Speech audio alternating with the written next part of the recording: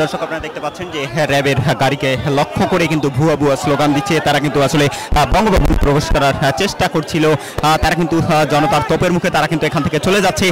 দর্শক এর আগে আমরা দেখেছি মাহিরি চৌধুরী তিনি কিন্তু এখানে এসেছিলেন, তার গাড়িকে লক্ষ্য করে ভুয়া স্লোগান দেওয়া হয়েছে এবং এমনকি তার গাড়িকে লক্ষ্য করে জুতা পেটা করা হয়েছে, এমনটাই কিন্তু আপনাদের দেখানোর চেষ্টা করেছি।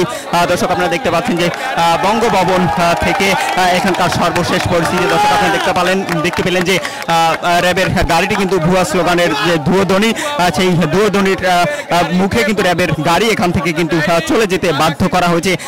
তাদের কিন্তু এখানে প্রবেশ করতে দেওয়া হয়নি, তারা কিন্তু এখান থেকে চলে গেছে।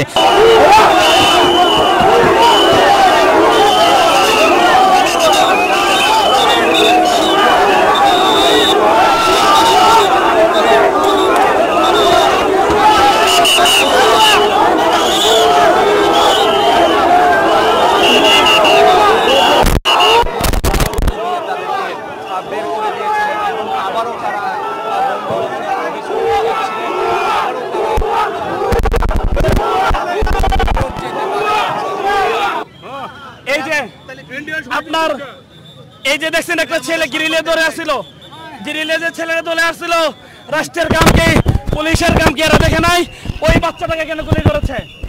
সে তো বাঁচার জন্য গ্রিলে ধরে আসছিল। আরে একটা কুকুরকে তো মানুষ সভ্যতা মায়া করে, এরা তো ওই মায়াটা করে নাই। আমাদের সন্তানে বুকে তারা গুলি চালিয়েছে, আমাদের টাকা বেতন নিয়ে এগুলো করছে।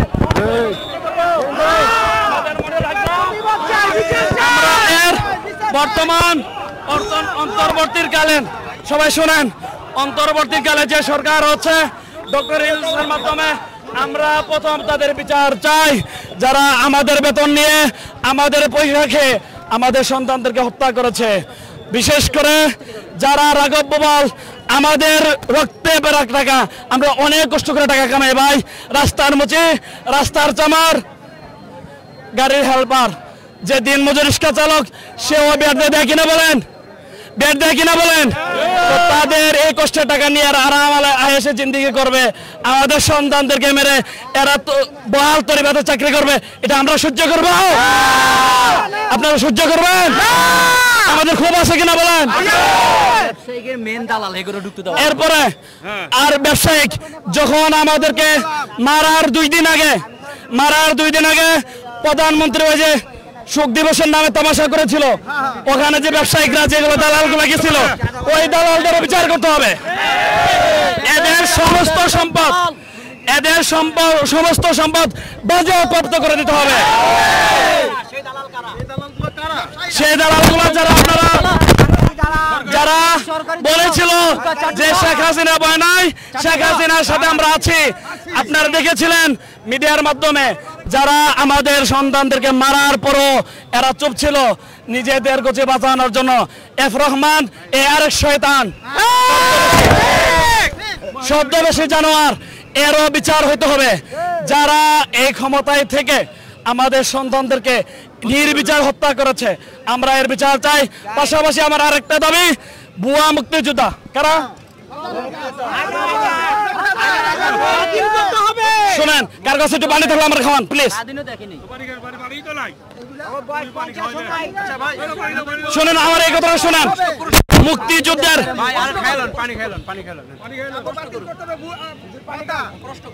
আমি বলছি আপনারা শুনেন, একটু পানি খাই ভাই বাবা দেন।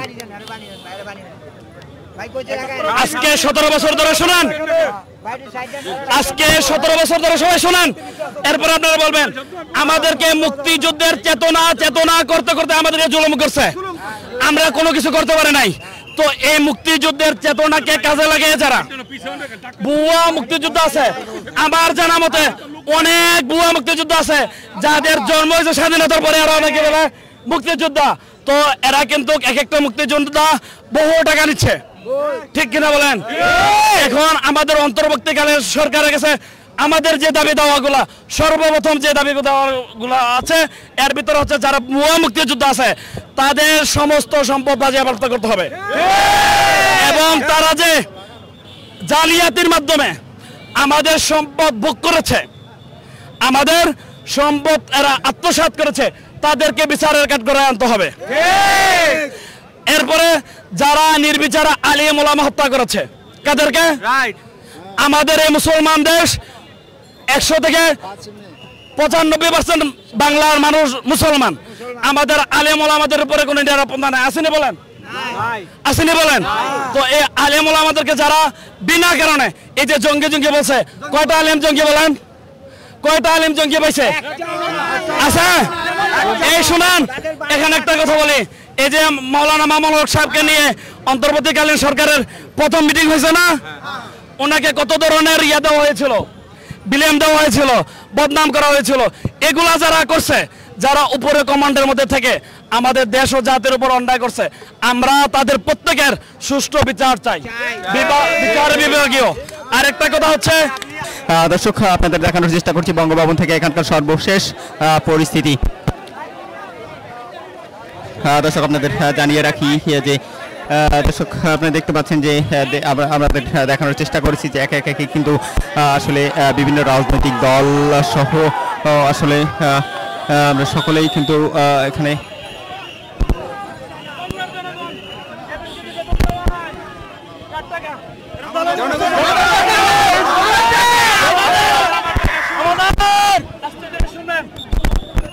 এই যে আপনার আমার টাকা নিয়ে আর বেতন নেই, হ্যাঁ, এই যে স্বৈরাচার শেখ হাসিনা, সে নিজে কোনো টাকা দিয়েছে? তার বাবাকে কোনো টাকা রেখে গেছে? হয়তো বলতে পারেন যে হুজুর আপনার মুখ খারাপ করছেন, সে কি কোনো প্রতিবাদ টাকা?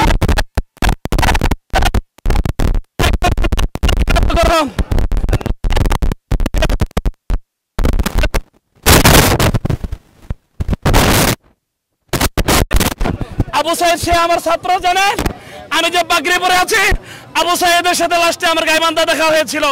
আমি যখন গিয়েছিলাম, এখানে তরুণ সমাজ যারা আছেন অনেকে আমাকে চেনেন, আমি পীর মাদানী শাহ, আমি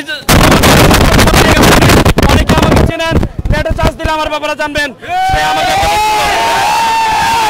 সে আমাকে বলেছিল হুজুর আমি অনেক কষ্ট করে চলি, আমার এখন চলাটা খুব কষ্ট, আমি দিলে আমার মা বাবা কষ্ট করে।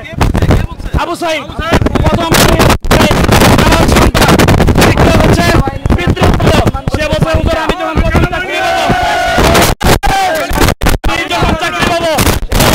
চাকরির টাকা দিয়ে আমার মা বাবাকে পোশাক দিব, আপনাকে পাগড়ি পরে কিনে দেবো, আপনি পরবেন কিনা বলেন? তো এখন আমাদের দুঃখ হবে না, আমাদের ক্ষোভ হবে না, তো কার হবে বলেন? এরা আমাদের বেতন নিয়ে পুলিশ প্রশাসন, আর্মি বলেন, বিজিবি, বর্ডার গার্ড বলেন, এখন র্যাব যে এরা আসছে এদের ক্ষমতা দেখাইতে, এরা